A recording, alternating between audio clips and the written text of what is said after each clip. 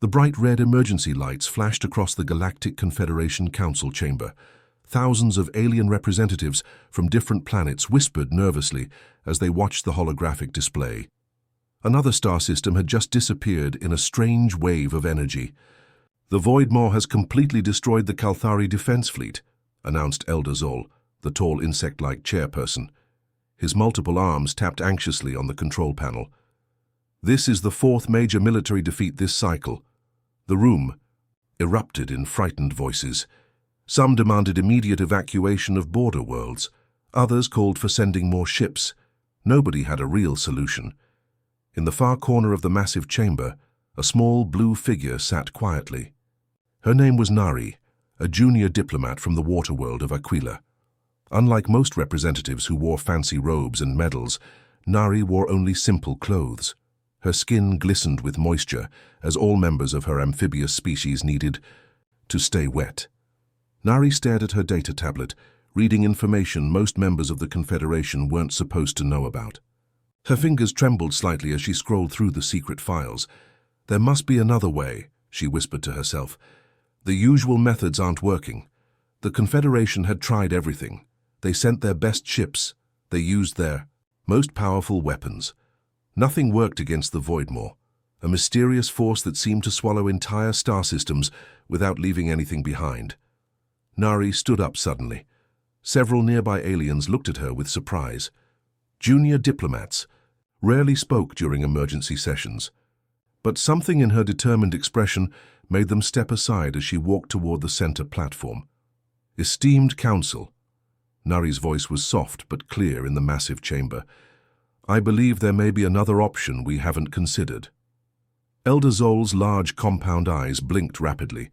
"Junior diplomat Nari, this is hardly the time for—" "With respect, Elder," she interrupted, "something almost never done in the formal Confederation. I have been reviewing restricted historical files. There is a species that might be able to help us." The chamber fell completely silent. Nari connected her tablet to the main display system. The holographic image changed to show a blue and green planet. "This is a world called Earth," she explained. "The species there, humans, have been deliberately kept isolated from our galactic society." Loud protests erupted immediately. "Humans?" Elder Zol's voice rose above the noise. "They are quarantined for good reason. They are dangerously unpredictable and violent." An elderly representative from Rigel stood up. "They fight constant wars among themselves. Their emotions override their logic.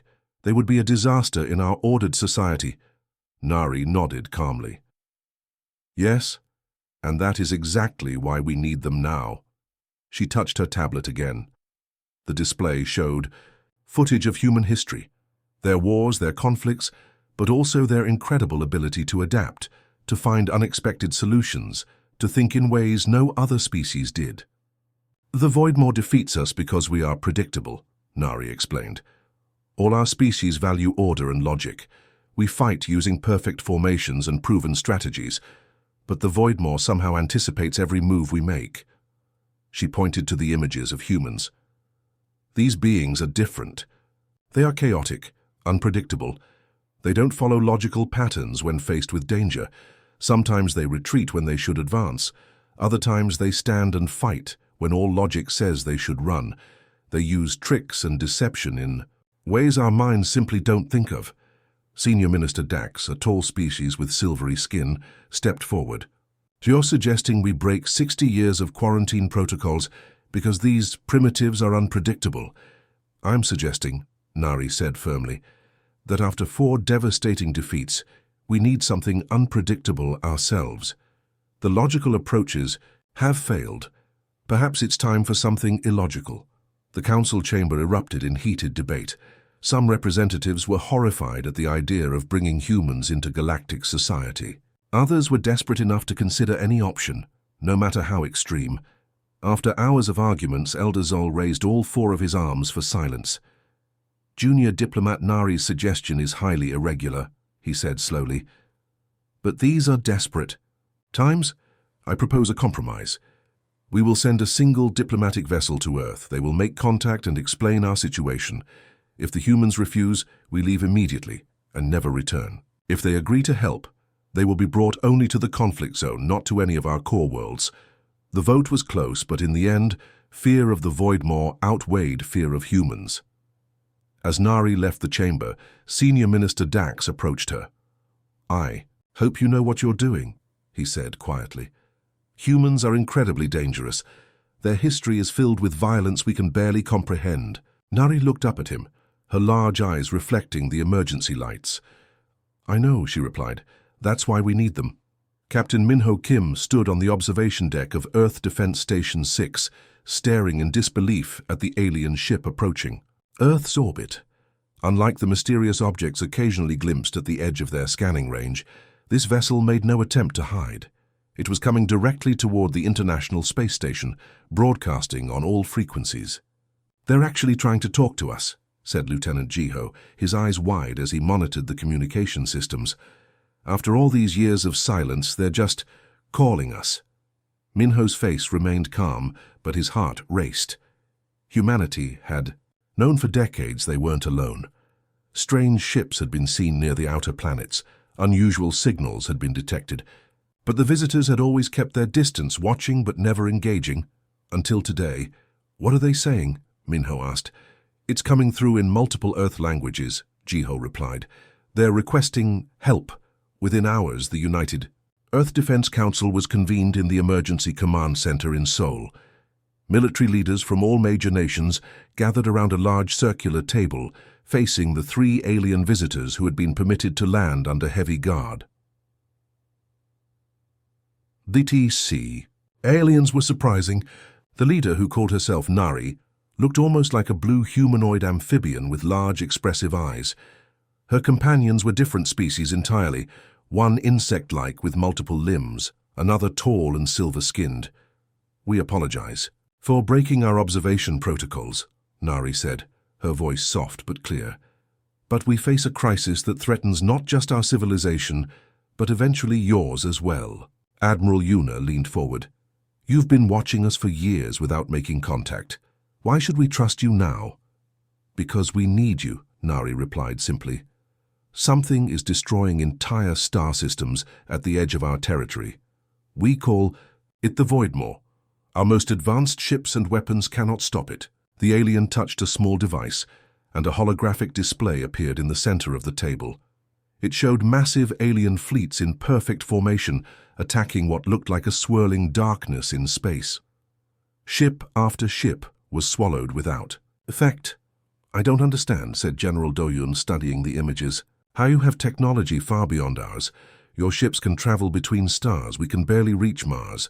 How could we possibly help you?" The silver-skinned alien named Dax spoke. "Your technology is not what we need. We need how you think." Minho watched as the aliens showed more footage. "Your ships maintain perfect formation even when they're being destroyed," he observed. "Of course," replied Nari. "Our battle algorithms dictate the optimal approach." "That's your problem," Minho interrupted. "You're too predictable. This Voidmaw thing is counting on that." The room fell silent as Minho walked to the display, studying the movements of the alien fleets. "You always attack in the same patterns. You retreat in organized ways. There's no surprise, no deception." He pointed to specific moments in the battle. "Look here. You could have sent ships around behind it while others distracted it. Or here, why not use damaged vessels as decoys?" The aliens looked at each other in what seemed like surprise. Such approaches would result in certain loss of "the decoy ships," Dax said. "It would be inefficient and sometimes you have to sacrifice pieces to win the game," said Yuna. "Haven't you ever played chess or poker?" added Do-hyun with a slight smile. "Sometimes a bluff works better than strength." As the meeting continued, more human military strategists pointed out alternative approaches, tactics based on deception, misdirection and unpredictability, concepts that seemed to genuinely confuse the aliens. After hours of discussion, President Hana stood. "We will need time to consider your request. This affects all of humanity, not just our military." Later that night, Minho found himself alone with Nari in the observation room overlooking Earth. "Your world is beautiful," she said. "So much water and life." "Why did you really choose humans?" Minho asked. "There must be other unpredictable species in the galaxy. Nari turned her large eyes toward him. There are none like you. Most intelligent species evolve toward order and logic. It's more efficient for survival. But human, she paused, you evolve differently. You embrace chaos. You find patterns where none exist and break patterns that seem fixed. Your minds work in ways that ours simply cannot. That doesn't sound like a compliment, Minho said. It wasn't meant to be, it was an observation. Nari's expression softened. But now I see it may be your greatest strength. The next morning, President Hana announced Earth's decision. Humanity would help, but on their terms. A joint task force would be assembled from all nations, led by Captain Minho Kim. As Minho prepared his team, Admiral Yuna pulled him aside. They're desperate, she said quietly. But don't trust them completely. Find out what this Voidmaw really... Send Minho. She looked him in the eyes. Show them what humans can really do. 2 days later, as Earth's first interstellar expedition prepared to depart in modified alien vessels, Minho stood before his crew of pilots, scientists, and strategists. We're about to see things no human has ever seen, he told them. We're going to face dangers we can't imagine. But remember this, they didn't come to us for our technology or our weapons. They came for our unpredictability, our creativity, our humanity. He smiled slightly. So let's show them just how unpredictable humans can be. 3 weeks after leaving Earth, Captain Minho Kim stood on the command deck of the hybrid vessel, New Horizon. The ship combined Confederation technology with human modifications. Around him, his crew worked at stations designed for alien hands, but adapted for human use. Through the massive viewing screen, he watched stars streak by at speeds he once thought impossible. We're approaching the conflict zone, said Science Officer Yunji, as she studied the readings. The Confederation fleet will meet us at the edge of the Vega system. Minho nodded. During their journey, the humans had studied everything the aliens knew about the Voidmaw. While the Confederation's data was detailed, their analysis seemed limited by their logical thinking. The human scientists had developed several theories that the aliens had never considered. Prepare the modified probes, Minho ordered. I want them ready as soon as we arrive. When the New Horizon slowed to normal space near Vega, they found 60 Confederation ships waiting in perfect formation. The largest vessel, commanded by Elder Zhou, hailed them immediately. Captain Kim, the insectoid alien's voice, came through clearly. We welcome your assistance. Our tactical algorithms suggest you should position your vessel at these coordinates within our defensive perimeter. Minho exchanged glances with his tactical officer, Junho. Thank you, Elder Zhou, but we'll be implementing our own approach. We need your fleet to hold position while we send out probes. There was a long pause before Zhou replied. That is not the optimal strategy.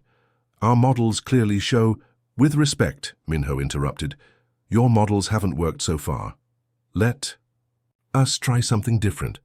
The Confederation ships maintained their perfect formation, while the human vessel launched a series of small modified probes toward the edge of the system where the Voidmaw had last been detected.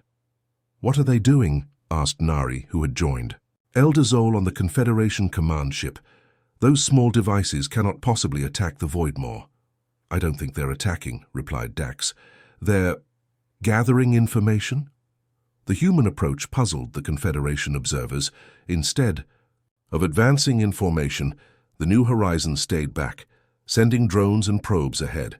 Some appeared damaged or malfunctioning, tumbling erratically through space. Their equipment seems faulty, noted Elder Zhou. Nari wasn't so sure. Maybe that's intentional. On the New Horizon, Yunji's eyes widened as data from the probes streamed. Now, Captain, I'm detecting unusual energy patterns. The Voidmaw isn't a weapon or an invasion force. It's a natural phenomenon. Some kind of spatial anomaly that feeds on energy. Minho moved to her station, studying the readings. That's why their weapons were useless. They were actually feeding it. Minho quickly formulated a plan. Some of their damaged probes were actually specially designed to emit certain energy frequencies. Others were gathering data on how the Voidmaw responded. It's like a predator, Yunji continued. It's attracted to specific energy signatures, exactly the kind emitted by Confederation engines and weapons. Lieutenant Junho grinned. so we need to set a trap. When the Voidmaw finally appeared at the edge of the system, the Confederation fleet prepared to attack in their standard formation, but Minho quickly sent a message to Elder Zhou. "Hold your position," he ordered. "Power down your weapons systems. We're going to try something else." The New Horizon moved forward alone, appearing vulnerable. Several of its modified probes emitted energy signatures identical to Confederation ships, creating false targets that drew the Voidmaw's attention. "They're sacrificing their probes," observed Dax with confusion, "and their ship appears to be damaged.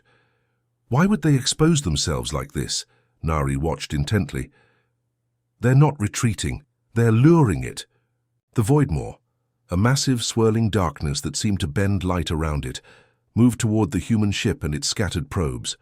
But as it approached, the New Horizon suddenly changed course, revealing a formation of specially designed devices. "Behind it. Now," Minho commanded. The devices activated simultaneously, creating a complex pattern of energy pulses that interacted with the Voidmaw's own field. Instead of attacking it directly, they were manipulating its natural behavior. "It's working," Yunji reported, excitement in her voice. "The energy field is changing. It's being redirected." On the Confederation command ship, the aliens watched in stunned silence as the human vessel danced around the Voidmaw, never attacking directly but constantly shifting position, deploying more devices in seemingly random patterns.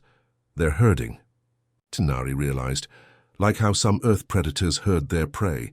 Slowly but surely, the Voidmaw began to move away from the inhabited systems, drawn by the carefully calculated energy patterns the humans had created.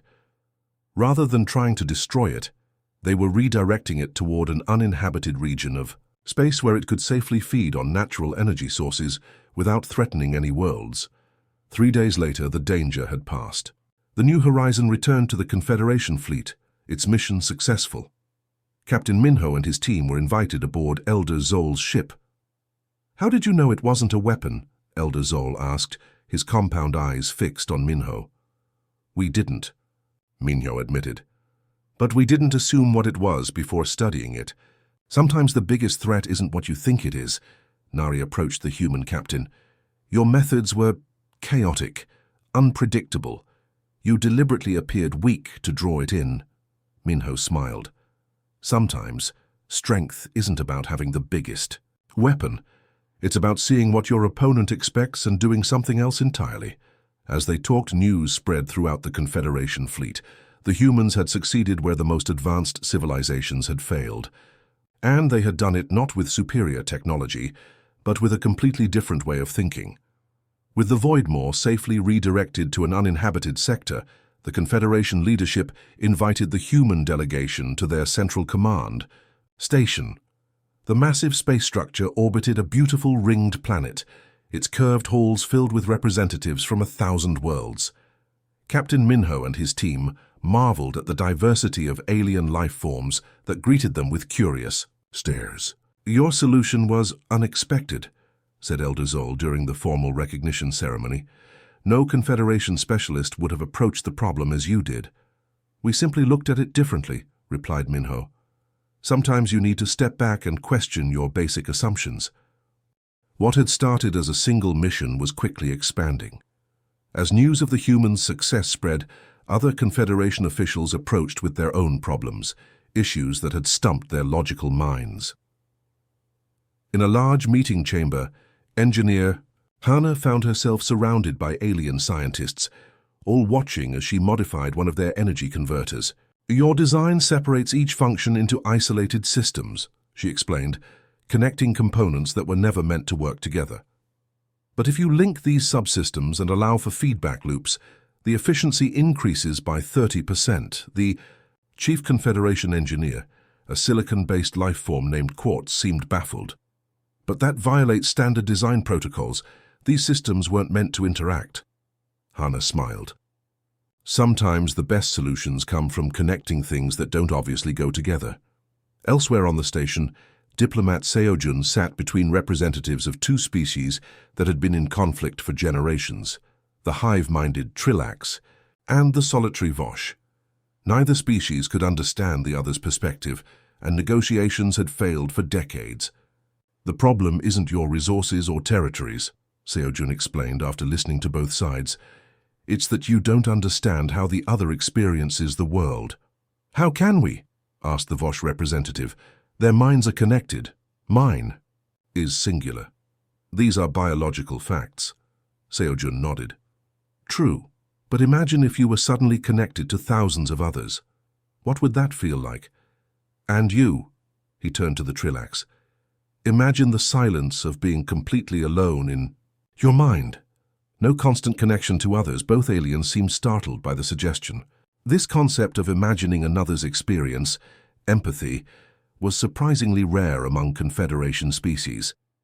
"Humans do this?" asked the Trillax. "You pretend to be others in your mind?" "We try," said Seojun. "We're not always good at it, but we try." This strange human ability to put themselves in others' positions became a valuable diplomatic tool. Within days, Seojun had helped resolve 3 long-standing conflicts simply by helping each side understand how the other perceived the situation. Meanwhile, Dr. Minji discovered another surprising gap in Confederation knowledge. Despite their advanced medical technology, they struggled with certain kinds of healing. "Your medical approach focuses entirely on physical systems," she explained to the Confederation Health Council. "But for many species, including humans, emotions and mental state affect physical healing." The alien doctors seemed confused by this concept. One asked, "How can non-physical thoughts affect physical healing?" "That's not logical," Minji laughed. "Many things about living beings aren't entirely logical. That's what makes medicine both a science and an art."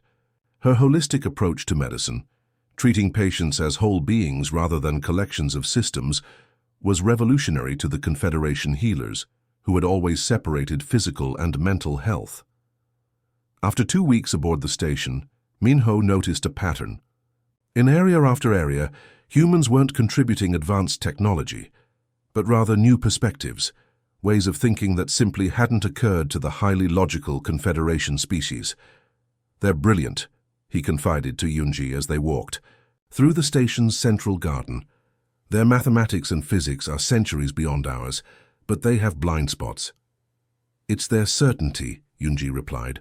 "They're so sure of their logical frameworks that they never question basic assumptions. They don't play with ideas the way humans do." Later that evening, Nari invited Minho to observe the stars from the station's dome. The view was breathtaking. Stars, in colors humans had never seen, nebulae swirling in patterns that seemed impossible. "Your people continue to surprise us," Nari said quietly. "We expected your unpredictability might help with the Voidmaw, but we did not anticipate how your thinking would benefit us in so many other ways." Minho watched a distant star pulsing with blue light. "What surprises me is that you lack these perspectives. Your technology is amazing. Your knowledge is vast, but you don't seem comfortable with uncertainty." Nari's large eyes blinked slowly. "Our civilizations evolved to minimize uncertainty. Unpredictability meant danger. We created systems to eliminate chaos, to make everything orderly and logical." "But sometimes chaos is necessary," said Minho. "Sometimes you need to break patterns to find new ones." "Yes," Nari agreed. "We're beginning to understand that now." She turned to face him directly. "The Confederation Council is discussing a proposal. We would like to establish a permanent human presence among our worlds, not just for emergencies, but as regular advisors." Minho looked surprised. "I thought many in your leadership feared human unpredictability." "They did. Some still do." Nari's mouth curved in what might have been a smile. "But they fear stagnation more.